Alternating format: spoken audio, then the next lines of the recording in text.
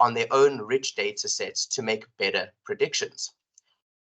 However, all models are prone to errors, biases, and assumptions, or have been developed for one purpose and misused for another, leading to informing the incorrect business decision, thus negatively affecting the bottom line of the company in these industries. And we can see where this may cause problems in systems that are safety critical, such as aerospace and defense, or when determining the amounts of credits to loan to a client in finance, or determining the treatments of a patient in the healthcare industry, and understanding and mitigating maybe customer churn in retail. But other risks arise when the number of individual models increases dramatically from dozens to hundreds, and we do not have appropriate oversight on model versions and dependencies. So to understand the model risks, we first need to look at the model lifecycle. And that brings up the question, well, where are the model risks? So to understand where these model risks arise, we need to look at the life cycle of the model. Most model development follows a very similar development life cycle in the model development stages. The model needs to be planned and developed for a specifically designed business need. It is then validated within the team, senior members, or through an independent validation unit, such as those at banks. Once the model is approved, several tests need to be run to ensure that the model is working as expected, and then is deployed into some IT infrastructure through the operations workflow using continuous integration and delivery pipelines. End users then operate the model to gain insights into their business functions and make predictions. Post-production model monitoring ensures that the model is operating as expected within the bounds of the business needs, which were established in the developed stage. And then we can analyze things such as model and data drift, and monitoring pieces of the system that the model is deployed to, such as cloud infrastructure, the response and latency times of our model, and the memory usage, to name a few.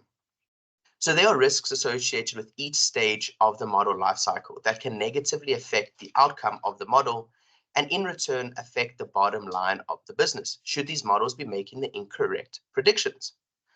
So where do the risks lie exactly in the model lifecycle? So if we break down this model lifecycle a little bit more, they are really present in every stage of the model lifecycle. If we start with the develop stage, we need to understand what is the business need. And we need to have proper documentation that documents the model purpose, the use case, the drivers of that model, and items such as who is responsible for developing this model. And these can help us determine the risks involved. So we can have potential wasted resources and time if we do not minimize the misalignment between stakeholders and the development teams of these models. What happens if we use the wrong data and methodology? We have an increased risk of building a model with errors and biases. And finding and correcting errors early is cheaper than during validation and testing of the completed model. If we look at the validate stage, we answer questions like, are we building the right model? Or is the model performing as expected? We need to understand the data sources, the assumptions, and the methodologies that were used in the develop stage to ensure that the model achieves its intended purpose that align with the needs of the business. We then need to test the model. We need to check that the model's performance is operating under the current scenarios and conditions to assess the compliance with requirements. Testing helps us to decrease the model risk by showing that the entire operational range of the model meets the expected accuracy and reliability. In the deploy stage, oftentimes we need to transform the model into production-ready code that can be used by the business or the IT teams to make business decisions. And model risk is introduced here if the production environment is different from the deployment environment.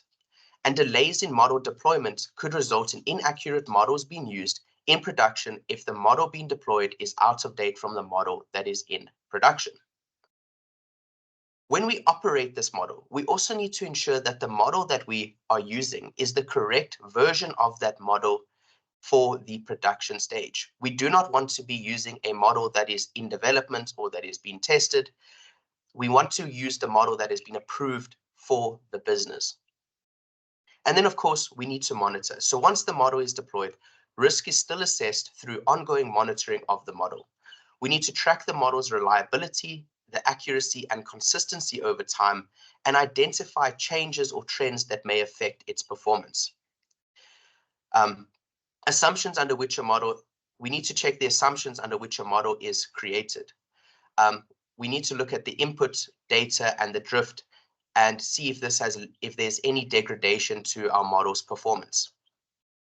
So we need to assess the risk that arises over time that didn't maybe first exist when the model was first deployed. But we also need to look at the degradation of our system as a whole. Is the infrastructure that the system running on ensuring that our models are making timely decisions or producing timely results? And what we can see from this is that the validate, test, and monitor stages are used to actually help us mitigate the model risks by finding errors and biases within the model. These stages are also relevant to ensure that the input data used to either train the model or used during operation of that model is working as expected and adheres to the original business needs that the model was developed for. So, how do we then manage and reduce the risks associated with our models? And the one way that we can do this is to ensure that every stage of the model lifecycle is subject to appropriate oversight and accountability. In the finance sector, these are currently enforced by policies overseas, such as those by the Federal Reserve Bank in America, the Bank of England, and other regulations throughout Europe. However, we should always look at these regulations as best practices for managing our model risk outside of finance too, especially when we start working with more advanced models in the machine learning, deep learning, and AI spaces. And that leads us into, well, what is model risk management? And for some of you, you may know already, but for those who do not, it is a way to identify, measure, monitor, and control the risks that are associated with our models. And this brings us to establishing an appropriate model risk management framework, where we need to have a comprehensive inventory of all of our models.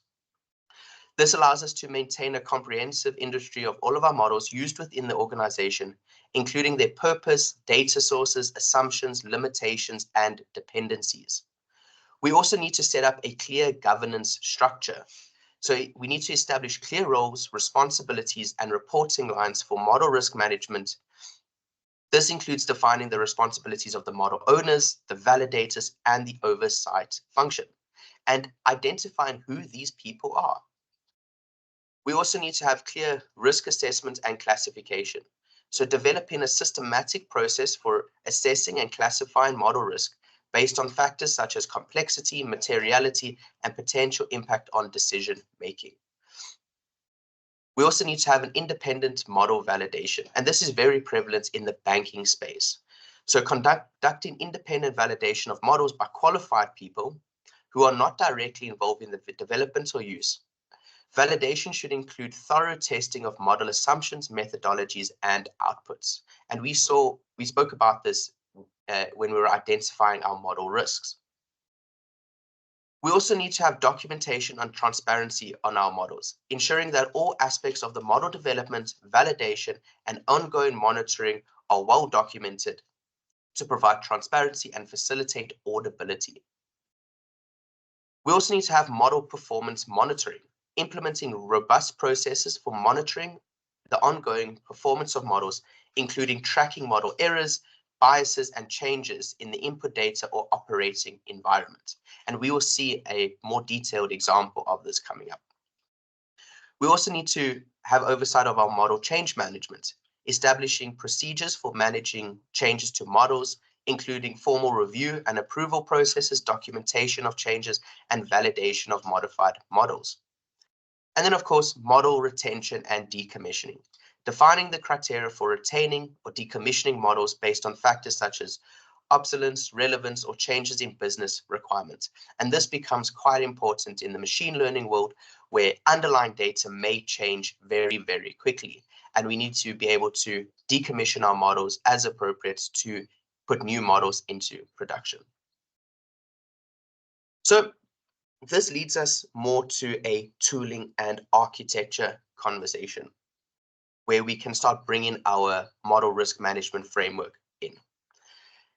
And in the world at the moment, we have many different moving parts in our process.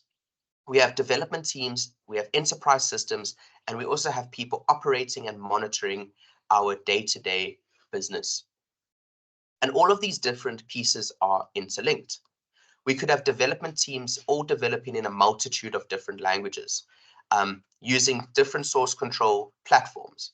And they're trying to integrate with enterprise systems that are mainly now all in the cloud, trying to deploy their models potentially as Dockerized containers, and connecting to a broad range of data sources.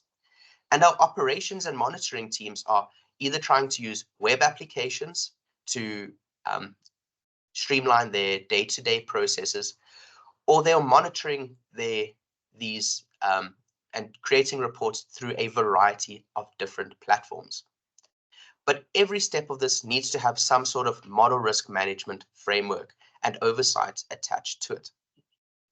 But this looks overly complex. Let's step into a quick case study of building a credit rating classifier model. And what we were tasked with is to predict the credit rating of a given business based on its financial ratios. And the way that we tackled this task is we used Python and GitLab. We deploy a model to a Azure stack through Docker and Kubernetes, and we can operate that model through a web app and monitor that model's operations through something like a Grafana dashboard. And in our case, we are going to use our tool called Modelscape that allows us to have this risk management oversight and help us streamline this entire process from development to monitoring. So a quick insert of what is Modelscape so that we understand that before I jump into the more in-depth demo of today's webinar. So Modelscape is really a platform that helps you to develop, validate, deploy, and monitor models really, really quickly through automated workflows. And with Modelscape, you can build your models, you can validate your models, and automatically deploy models to production in a unified workflow. But it also allows you to manage experiments and use templated model workflows that's aided with automated documentation and artifact linking. And it provides support for enterprise infrastructure such as Excel, Python, R, SAS, and more. And you can track and monitor your models with configurable alerts. It also provides a full model lineage of all the dependencies of your model through the organization, but it also complies with principles provided by the regulators, such as Bank of England, the Fed, etc. So without further ado, let me jump into Modelscape as our case study for understanding the model risk in our model. So what I have open up on the screen right now is Modelscape. And you can go and see a comprehensive list of all of your different models in the organization. To bear in mind, this is a very finance-specific version of Modelscape.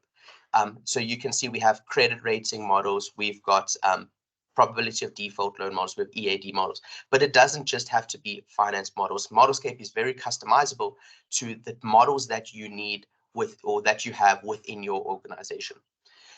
So we're talking about having an inventory of all of our models, and we can easily go and look at our credit rating classifier Python model that we were talking about earlier. And this really is just a model to classify the credit rating of various companies. We can see the type of model it is, we can see how many versions and when it was created. But if we want to see more in-depth details, we can have a look at that. And we can now start looking at all of our model metadata associated with this model. So we can see the basic model info, such as the model risk ratings, its exposure, its health, when does that model need to be reviewed next? And it actually needs to be reviewed in 2 days. We can see the model category, the source of that model. Is it proprietary? Is it built by a vendor? Is it maybe something through, is it open source? And if it is an AI model or not. So our classifier model that we have today is a machine learning model. But we can also look at the documentation database for this model. So all of the validation reports, all of the model development reports. We can see model stakeholder info, so having that governance oversight, as we mentioned about before, by seeing who is the business owner, who is the model development owner. That was me. I'm very proud to say. And we also have a model validation owner. And we can also see things like the model risk management activities, so the validation frequency, the last validation, and more. But we can also customize this to what information do you want to see based on the models that you have in your business. But something that's very important is the version of our models. And what we can see with our current model is that we have quite a few different versions. We've got versions that are in different states. We have versions that are in to submit that have been decommissioned, that are discarded if the idea was not good. But we also have versions that are in production and ready to use. So what we can see over here is we have a version 1.2.1. It's in a production state. And the model is currently deployed and ready for use in our production environment, as indicated by this little tick in prod. And what does this mean? Well, if we jump back to our example, this means that our model is ready to be operated on by our business. So in this case, what we have is we have a web app that we are going to connect to our model through, which can be used by many different people in our organization that might want to update some parameters and find the credit rating of a company that they are looking at. And this web app is going to be connected to a version 1.2.1, as we saw in our model inventory. And we're going to connect to the deployed model in production, which is deployed through Kubernetes and Docker. We're going to connect to it through Modelscape, but we're also going to be monitoring that model as well through Grafana. And we're going to be monitoring the same version of that model. So what does that look like in a real system? So on the left-hand side, we have a MATLAB app, because we don't really mind of the tooling that we use to connect to our deployed models. We have a simple MATLAB app where we are updating input parameters of ratios for our model, and our end users are finding predicting the credit rating of these different companies. And what we have on the right is our monitoring dashboard. And the example that I've put together for the types of things you can monitor, but this is not an exhaustive list, is the input data of that model. So we can see the distribution of that the model, of the data coming into a model, but we can also view some system performance metrics, such as the number of evaluations, the response time, the available memory of our entire system, as well as the model response latency, as some examples. But what if we have a model that we're trying to improve on? So what we can see is we had a model version 1.2.1, and we then had new versions. So maybe something changed in our model. We wanted to update an input parameter, or the underlying data changed. And we can see that we've had several versions of this model, but they either got discarded because the idea to use a different machine learning platform changed, or the underlying data maybe wasn't that much different. But we eventually got to a point where we needed to update our model. And we now have a version 1.3.2, and it is ready to submit. But it's also deployed in a development state. So our developers can work with that model, they can test that model out, and they can see how does that model operate. So if we look at our system again, we now have a similar architecture diagram. We are operating our model through Modelscape because it makes our life, it streamlines our processes. But now we have developers that are accessing that model through Python, and they are accessing version 1.3.2, and that model is deployed in the development or test environment. And as we saw that model is deployed into the development environment. But we have the same dashboard monitoring, but just pointing to the new version.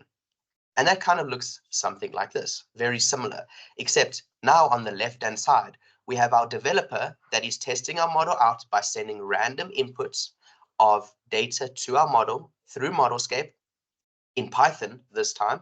So users can use the tools that they're comfortable with.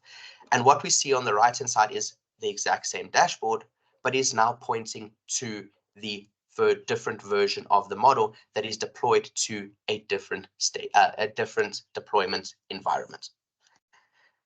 And that takes us to, well, Modelscape is just a platform that can help us to, is a model risk management platform for the complete model lifecycle. So from development to deployment, with focus on governance specifically, to track all of those metadata and artifacts linking to the model. And it is a full model risk management solution. And if you'd like to talk to us more about it, you can reach out to us. But let's jump into and wrap up this very short webinar today on some of the key takeaways that we really wanted to highlight today. So what we're trying to highlight today is that model risk is present in every phase of the model lifecycle, whether these are human errors, knowledge gaps, or just when things go wrong and they're out of our control. However, if we establish frameworks and set up processes and procedures, these can help us mitigate these risks by using the appropriate tools we have at our disposal. So using the correct tool to develop the model, using the correct tool where the model needs to be deployed and operated through, but using the tools that can help us manage and mitigate those risks. And therefore, we need to create a robust governance framework to help us manage and mitigate our model risks. And this can be achieved by setting up a model management platform that provides central access to models, code, model metadata, documentation, and much more, as I've only shown a snapshot today. But we need to implement comprehensive model and system performance monitoring dashboards to ensure that our models are operating as expected in a timely manner. Our operations also need to ensure that we are using the correct model version in production. We can also set up automated and streamlined workflows that help our models, help move our models from development to production in a timeliest manner.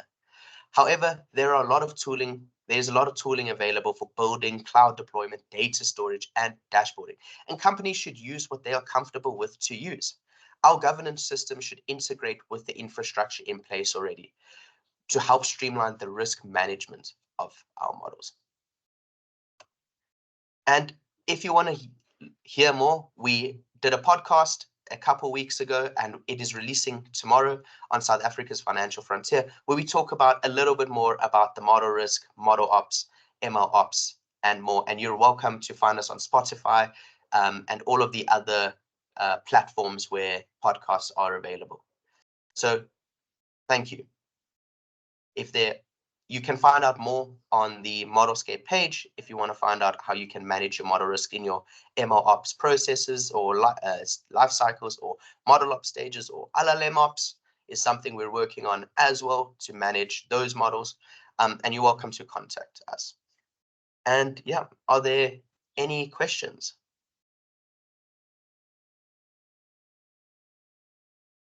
I think there's also a poll going on in the webinar that if you want to answer some questions, you're more than welcome to answer them for some feedback. Yeah, let me see if there's any questions.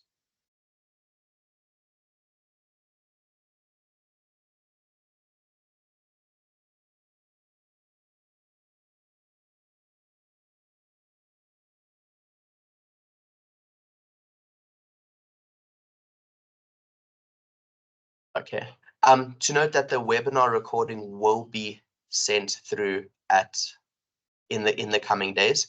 And that was quite a short webinar or some information to share. But if you want to find out more about how we can help you streamline your model development and operations life cycles to reduce your model risk, please feel free to reach out to us and we can chat about it more and more in depth if you would like.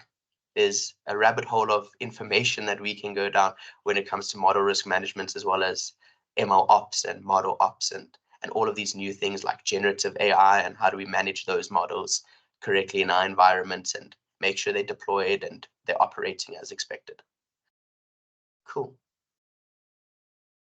I don't see any questions.